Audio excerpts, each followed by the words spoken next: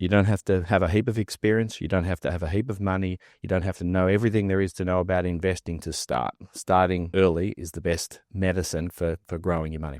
We've got some fresh new young talent doing some things that I know you haven't heard before. 1, 2, 3, listen. Welcome to the Young Minds podcast, hosted by Burke Britton Financial Partners. I'm Bridie. I'm Daniel. And this podcast helps young adults build confidence and clarity when it comes to money, empowered by youth, inspired by experience. We know that navigating the world of finance in your late teens to 20s can feel overwhelming, whether it's understanding your first payslip, learning how to invest, managing student debt, or just trying to save without missing out on life, because believe it or not, it is actually possible. That's why this podcast is here, to make finance more accessible, more understandable, and way more relevant to your life right now. Each episode will break down key financial concepts, give you the practical tips you can actually use, and have some real conversations about money. From budgeting and credit scores to purchasing your first home, we'll cover it all. As university students coming to the end of our degrees, we created this podcast not because we have all the answers, but because we're asking the same questions you are. Each episode will be accompanied by a qualified financial advisor from the Burke Britton Financial Partner practice to provide insight and guidance in the topics to come. No confusing words, no lectures, just honest insight to help you make smarter money moves now and in the future. So whether you're studying, working, or figuring things out, you're in the right place. Accompanying us again today is Jay. Welcome back, Jay. Thank you, Daniel. Happy birthday for yesterday. Thank you. Thanks, Bridie. Thanks for having me. Yes. So today's podcast is all about investing. So we thought, just to kickstart it off, if you wanted to just maybe explain what investing is, just in a general sense, in simple terms. Well, I think I hinted at this in our last podcast, which I think was the first around budgeting and cash flow management. I was excited about drawing the parallel between managing cash flow and investing. Listen, investing is essentially having your money grow over time, like committing some of your money somewhere with the expectation that it's going to grow in value. And that's assuming that we're talking about investing when we speak about money. I had a question for you guys. Like, when you think about where money comes from, this may be going back to like really first principles.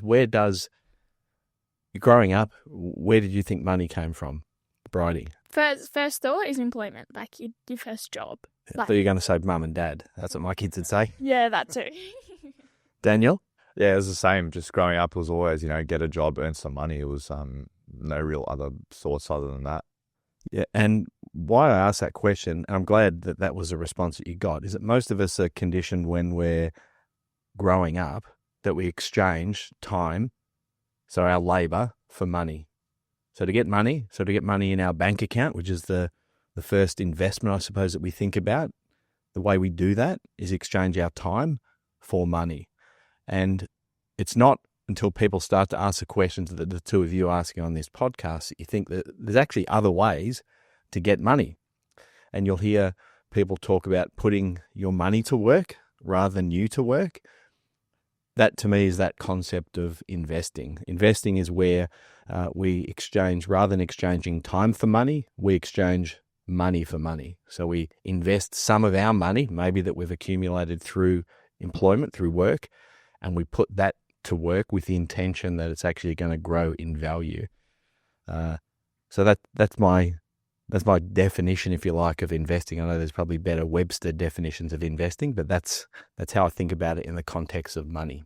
Mm-hmm, mm-hmm. And in terms of exchanging money for money, where do you do that?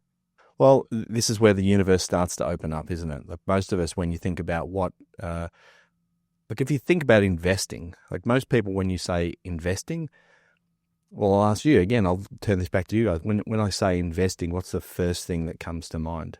Just first three words that come to mind. You need a lot of money to do it. Need a lot of money. Yep. Bridie? It's on the stock market. That's where my brain goes. Stock market. Yep. Yeah.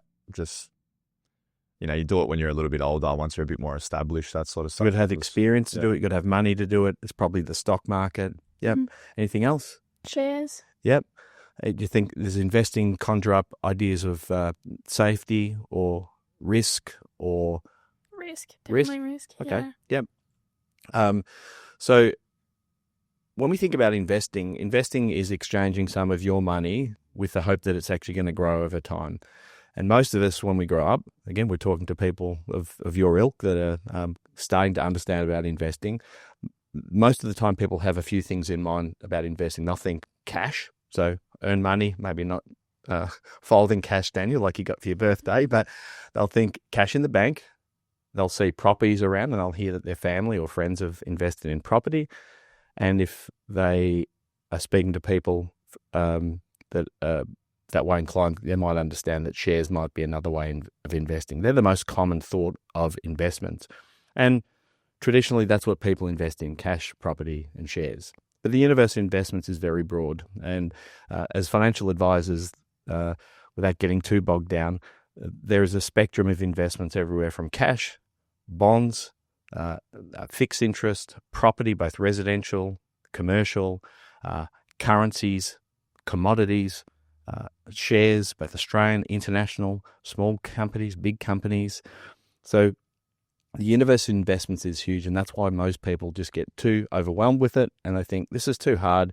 The barrier to entry to actually understand how to invest is too big, and therefore they do nothing, which is the encouragement of people listening to this podcast is to say, and I'm probably jumping to the closing argument here, that is, you don't have to have a heap of experience. You don't have to have a heap of money. You don't have to know everything there is to know about investing to start. Starting early is the best medicine for growing your money. Well, that leads to my next question. Like, when is the right time to start? Like, is it when you have a little bit more money? Can you start, a common misconception was that, like I said, you have to start when you're a little bit older, but can you start younger? And if so, how do you start younger? Like, what's a good way to go about it to get you into the habit of investing? You think about any of the decisions that we make in life, they tend to come attached to a milestone. So it's when you get your first job, you think, oh, I've got a bit more money. What could I do with it? That tends to be a bit of an impetus for people to invest. You receive you receive a handful of cash from your grandparents at your birthday, and you think, oh, that's great. I've got some funds. Maybe I should invest. You receive an inheritance. A lot of those are triggers for people to start to think about investing. But your point is spot on, Daniel, and it flows on from what I just said, that you don't actually need to have a lot of money. It doesn't need to be at your first job. It doesn't need to be when you receive an inheritance. It doesn't need to be at some point in the distant future. You can start today with very small amounts, and that's unique to this time we're in today. It used to be that the barrier entry to investing was much harder. You had to have a stockbroker, or you had to have a minimum amount to invest. You had to have a reasonable amount of experience. Those days are gone, but people still will err on the side of caution and maybe not invest because they don't know where to start. So to the answer of where people can actually go to invest, there is a multitude now of platforms. Like the technology age has allowed people to invest what we call sort of micro investments. Gone is the day when you had to have a couple of $1,000s to invest in what we call a managed fund. Today, you can invest with as little as 20 cents, with $1, with $20, and still get exposure to some of those investments, those asset classes that I spoke about earlier. Yep. The next one we had was, why do people invest? So we've got, what's your reasoning? What do you want out of it? Is it growth? Is it income? What's people's reason? It's another great question. It's one I feel like I'm going to keep flipping this question to the people that want to know the answer. But if I've got to answer this myself, why do people invest? The idea of investing, that people have some sort of a goal or a milestone that they're trying to achieve. And I said this on previous podcasts, that financial planning's and money's a means to an end. Money is a means to a lifestyle end. And so most people have an idea of something that they want to achieve in their life. It might be that they want to own a home, they want to travel overseas, they want to start a business, they want to start a family. Each of those milestones, those lifestyle objectives, generally has like a monetary value attached to it. And so we have to achieve that monetary value to allow us to go on that whole overseas trip, start that business, buy our first home, have enough money to be able to start a family. So they tend to be the things that sort of prompt people to want to invest. But and Daniel, you've heard me say this, and probably you as well, Bridie, in client appointments, if I had to kind of boil down what we're trying to do when we are investing, in simple terms, we are trying to get to the point, and this goes to the point of putting your money to work rather than you to work. We want to get to the point sooner rather than later in life where if we are working, so if we're exchanging time for money, we're going and we have a job, that we're doing that because we choose to, not because we're financially burdened to have to. And so what we want to do in life is get to the point sooner rather than later where if you're working, it's because you choose to, not because you have to. How do you do that? Well, you have to have income come from some other source. You have to have money come from some other source. How do you do that? You have to have a pool of investments that give you a passive income. So people hear this idea of passive income when you go, what's passive income? Passive income largely is income that you don't have to work for. It's income that comes from your investments that you have put to work, investing in shares, property, fixed interest, bonds, cash, whatever it might be, a small business. It's putting your money to work so that you don't have to. Does that make sense? Yeah. Now, getting into risk versus reward. So now it's determining, you're going to invest, but there's different ways to invest based off of, how much risk you want to take. So I guess going into that, like, how would you determine, do you think, your risk tolerance? Like, what would you think about that? Now, you said at the beginning, Daniel, that one of your intros was no confusing words. And I would argue that when you say risk tolerance, most people that listen to this would go, what does that actually mean? Like and I know we use this like risk tolerance, risk profile, risk versus reward. Just quickly, when you say risk, what does risk mean? So just risk means, like, say you want to invest a certain amount of money, how much of that money do you want in, growth assets that are going to grow over time, and how much do you want on the side as a bit of a defensive, if the worst comes to worst, you can fall back on that. So with growth assets, what's inherent, when we talk risk, what's inherent with growth assets? Could be shares, stocks, anything that can be invested with a vision that that value is going to grow over time. With growth, what else comes with growth? So with the potential for something to grow over time, what's the other potential for something? High risk, doesn't it? Yeah. And so what does high risk mean? So if, in your words, Bridie, what does risk look like? It's a higher chance of losing what you've invested. Great. Yeah. So when we start to think about risk versus return or risk reward, we start to think about how much risk am I prepared to take to get the reward of a greater rate of return. And your point, Daniel, is spot on. When you start to think about growth assets, and again, you're already starting to use the language of a financial advisor, like the growth assets are things that we know historically will grow greater, like they have a greater potential for giving us a better rate of return. But with that comes an inherent risk that there's also a downside.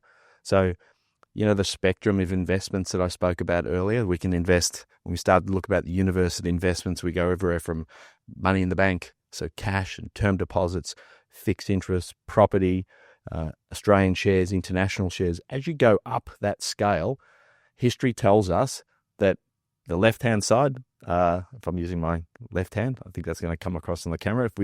From the left-hand side, cash is considered safe and secure and conservative. Shares on the other end are considered high risk, more speculative.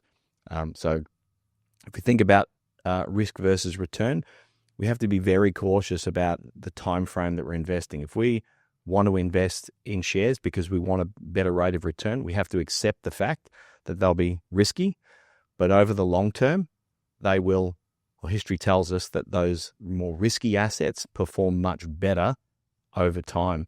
Now, in preparation for the podcast, I was interested in what the actual rate of return of I figured you'd ask me this question because you gave me a list of questions beforehand, but I thought, listen, over the last 20 years, what has been the sort of average rate of return for those asset classes I talked about? So over the last 20 years, cash, and again, someone can correct me in the notes if they like here, but this is, we got this off the web.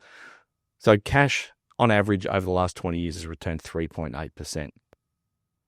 Property in Australia, on average, over time, over the last 20 years, has returned 5.2%. Australian shares over the last 20 years have returned 8.3%, and international shares have returned nearly 12%, 11.7%. So you can see the difference over time from cash that is reasonably conservative. We know if you put money in the bank, your money in the bank is your money in the bank. It doesn't go backwards, it earns interest, but it is safe and secure. That's what people consider to be conservative. At the other end of the spectrum, you've got things like shares that have the potential over time to give a much greater return, but they come with a much greater degree of risk. Does that make sense? Mm-hmm. Yep. Mm-hmm. We keep having this common theme of time come up. We've got here that time is your greatest asset in investing. Why is that? Well, there's an analogy or a sort of play on words that has been used for my time in financial planning, and that says time in the market versus timing the market. So this concept of your best friend when it comes to investing is time. And to my example earlier of the different rates of return that the history tells us the market gives us, I did another little a little working paper in readiness for this. I said, let's assume that you had $50 a week, and you weren't going to put $50 a week into an investment. So you're going to invest $50 a week over 20 years, and you had a choice of putting $50 into cash, so in the bank. Like I said before, cash earning on average 3.8% over the last 20 years. Let me use the other end of the spectrum, which was international shares returning nearly 12% over the last 20 years.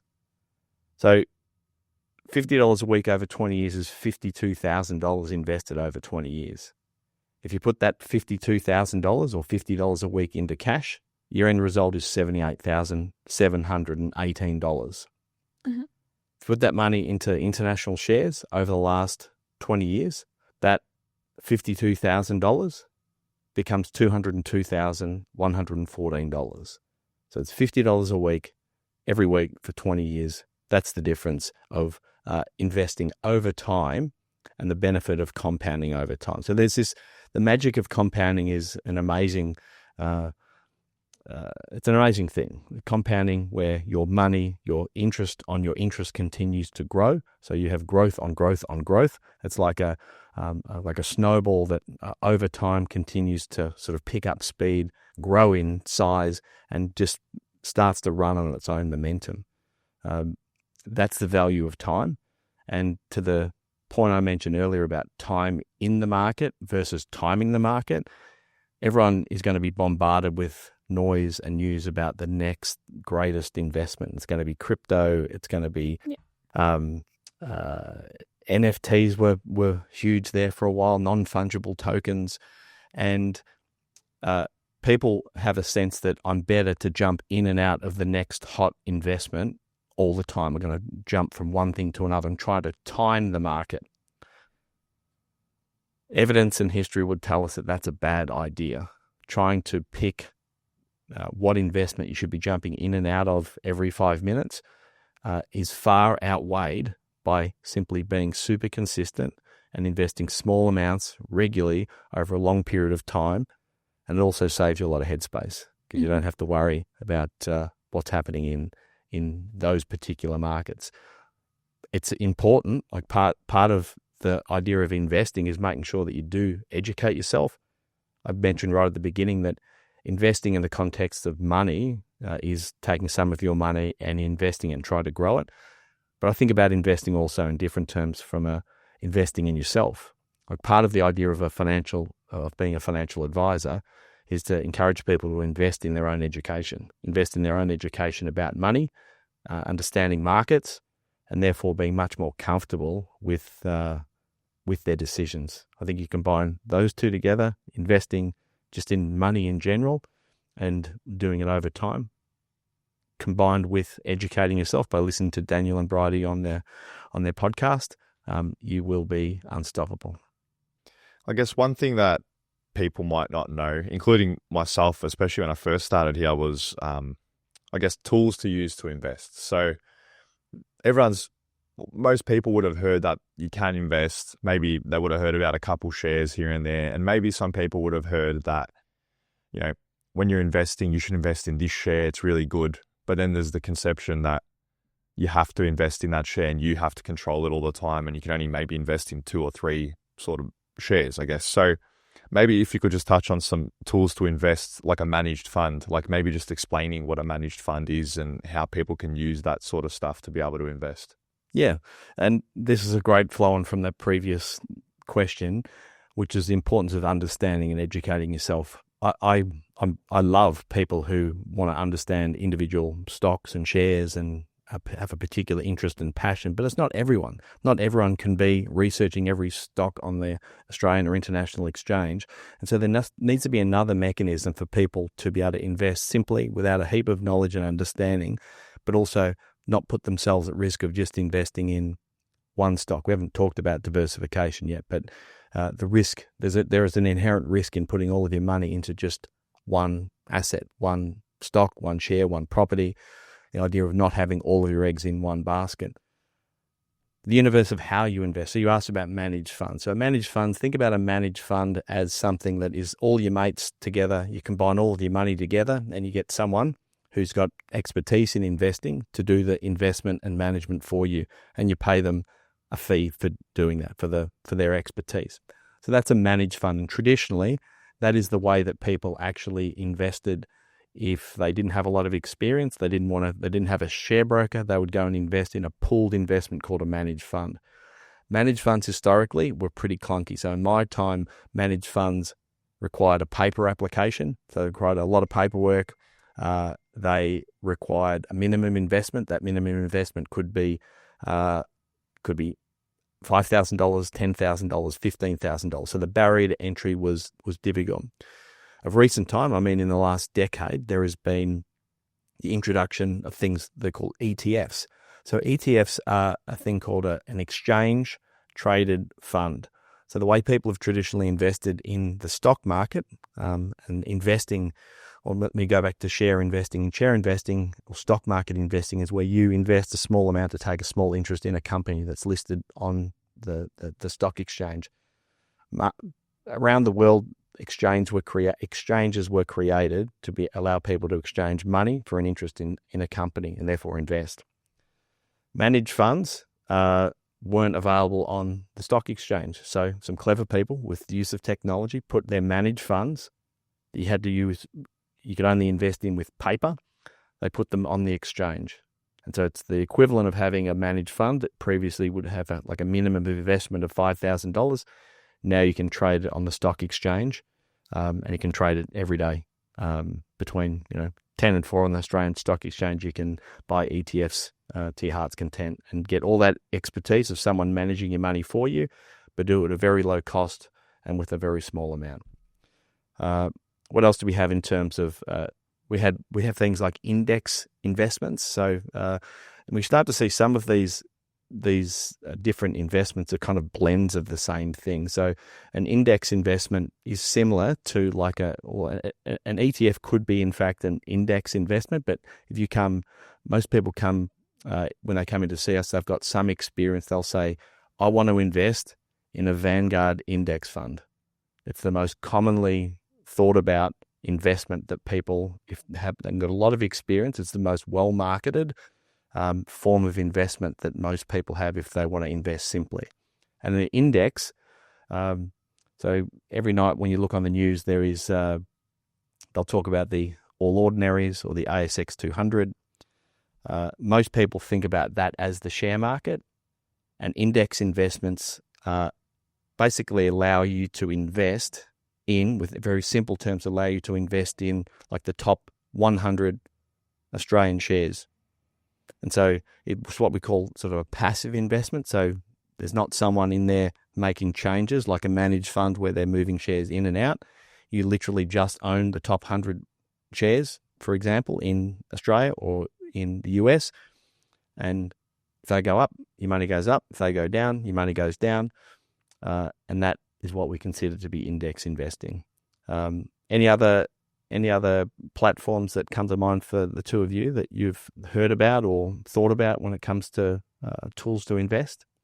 We haven't really touched on, there's CommBank. You can invest through CommSec and get shares through your banks and stuff. And there's also We haven't touched on crypto yet. Yep. There's a couple of different platforms you can use with crypto, but yeah, they're the first two that come to mind. Yeah, so when we start to think about like CommSec is a trading platform, and CommSec it's probably another example of technology, right? So previously, if you wanted to invest in the share market, you had to have a broker, right? There was brokers you had to literally pick up the phone and say, hey, I want to buy some Commonwealth Bank or some BHP shares, and they would transact. It'd be an exchange, and then you transfer them some money.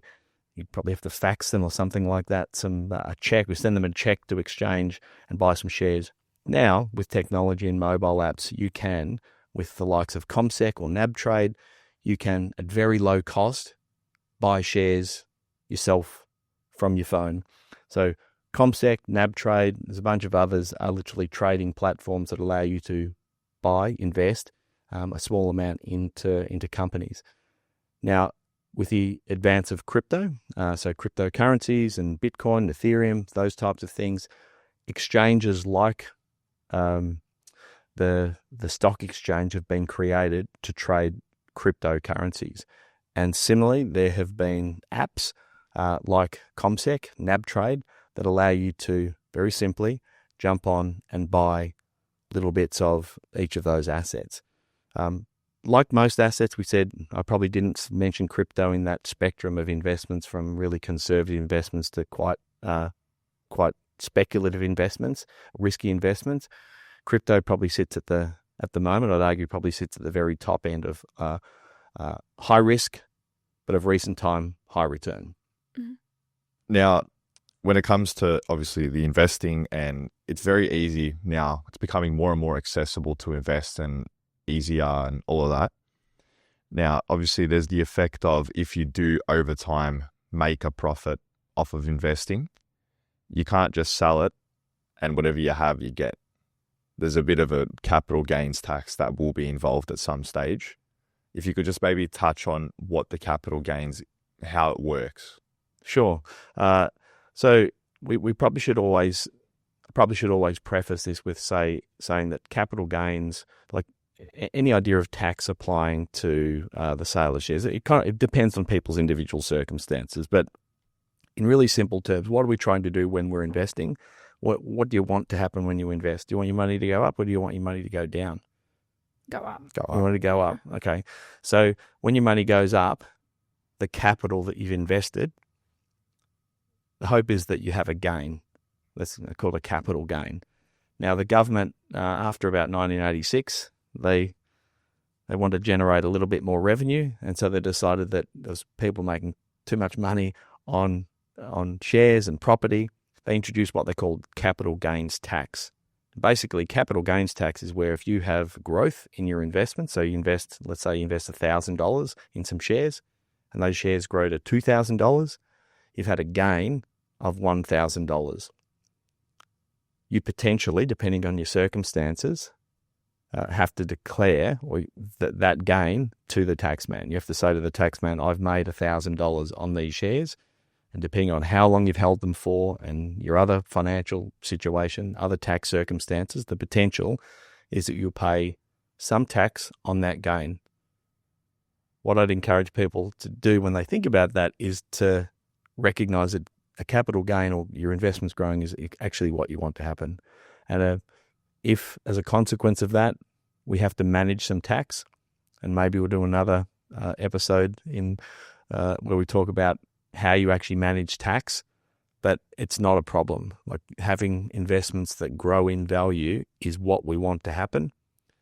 And as we start to get more sophisticated in investing, there's not only ways to minimize tax, there's different ways to hold your investments to help minimize tax. And that is why people come to see financial advisors. But when you're starting out as an investor, when you're starting out very early on, I think the last thing you need to be concerning yourself is capital gains tax. I would say it's something to learn about, but as you become more sophisticated in your investments, you'll actually get support and understanding around how you manage it. Do you want to give us just sort of like a overall summary of like what you find are the key points of what we've discussed today? Yeah. So I think I probably mentioned it right at the outset, and that is there's never the best time to invest. Well, if you haven't already started, the next best time is today. You don't have to have a lot of money to invest. You can have a very small amount, and you can do so with some pretty simple tools that are available online. I don't think we mentioned some of the platforms, but you don't have to look far to see apps like Raise and Starship and CoinSpot and ComSec and NabTrade, all which give the ability for people to actually invest small amounts regularly. So the barrier to entry is very low. The only thing that's probably stopping you from investing is a little bit of experience. So getting a little bit of experience on what you should actually be investing in and starting. Once you've started, the idea is to be disciplined and be consistent. So small amounts regularly over a long period of time are super important. To Daniel's point, make sure you've got an understanding of your time frame. So if you think you're going to need this money in the short term, so don't put it at risk. So if you think you're going to need money for a car or a holiday or to pay off your HEX debt in the very short term, probably shouldn't put it into the share market. But if you've thought through all of that and you can commit some money long term, then don't be scared about investing. Get in, get after it, look after your cash flow, and invest small amounts regularly, and you'll do particularly well for yourself. Thank you very much. I think that's all we got for today. So thank you very much, Jay, for joining us and sharing your expertise. And we'll see you next time. Thanks, guys. Well done. Thank you. We hope you enjoyed today's episode. If you're keen to understand more about how financial advice could benefit you, follow us on Instagram, Facebook, and Twitter at Burke Britton FP, or Google Burke Britton Financial Partners. Check out our client reviews, testimonials, and make a time to meet one of our certified financial planners by clicking Book Now on our website. Thanks for listening. Any information contained in this podcast is of a general nature only. No account was taken as to the objectives, financial situation, or needs of any particular person. Therefore, before making any decision, listeners should consider the appropriateness of any information with regard to their particular objective, financial situation, needs, and seek independent advice from a licensed professional specific to their circumstances. All right, hit it. That translates to don't be a moron and act on what some random person says on a podcast. Take personal responsibility, do your homework, ask questions, and speak to an actual human that knows what they're talking about before you do anything. PB Financial Solutions Proprietary Limited, trading as Burke Britton Financial Partners, are authorised representatives of AMP Financial Planning Limited, AFS, licence number 232706.